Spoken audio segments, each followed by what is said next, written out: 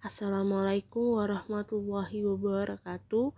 Perkenalkan, nama saya Diva Arfi Zakirah dengan NPM 2010631130056, Prodi Pendidikan Islam Anak Usia Dini kelas 2B, Fakultas Agama Islam, Universitas Singapura Karawang.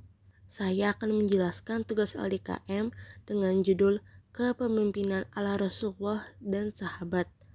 Langsung saja, yang pertama yaitu pengertian kepemimpinan. Nah, kepemimpinan itu apa sih?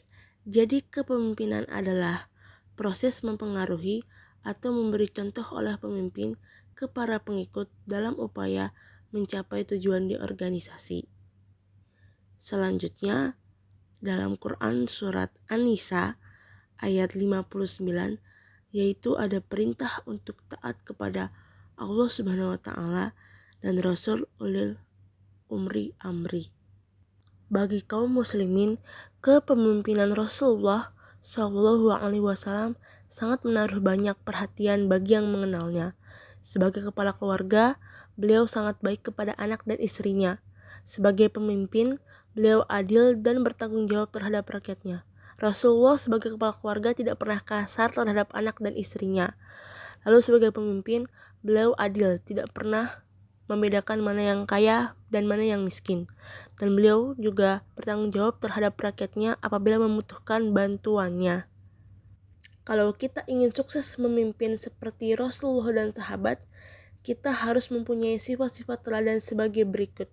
Yang pertama itu sidik, yaitu jujur. Sebagai pemimpin harus jujur kepada rakyatnya.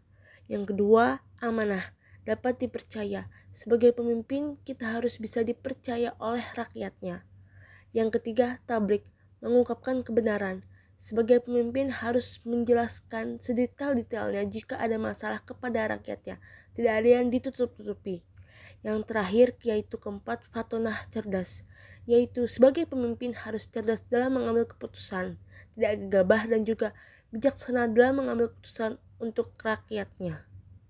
Selanjutnya, jika ingin menjadi pemimpin, ada 6 syarat, yaitu 1. Punya kapasitas kecerdasan. Sebagai pemimpin harus mempunyai kecerdasan minimal rata-rata. Di atas rata-rata lebih bagus. Kedua, amanah. Sebagai pemimpin, dia harus bisa dipercaya oleh rakyat atau pengikutnya. Ketiga, kepekaan nurani.